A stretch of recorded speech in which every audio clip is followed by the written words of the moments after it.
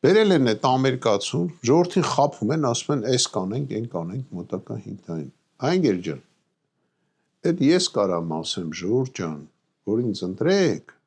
ես կանեմ սա,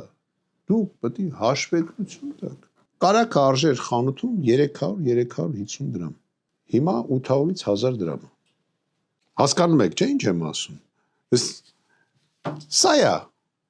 ձեր պատկերը, եթե մենակ ես մի փոքր բան ասեցի։ Դուք պետք է հաշվետվություն տաք, ժողովուրդ ջան, 8 տարի եկել ենք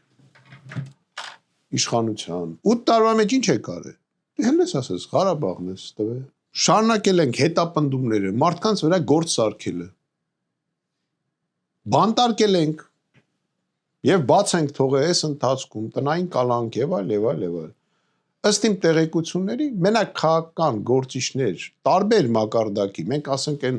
լսում ենք այն մարդկանց անունները, որոնց ճանաչում ենք, հա, որոնց մամուլն է գրում եւ այլ։ Բայց միայն 25 թվականին մոտավորապես 3000 մարդ քաղաքական պատճառներով ձերբակալվել է, ըստ իմ տեղեկությունների։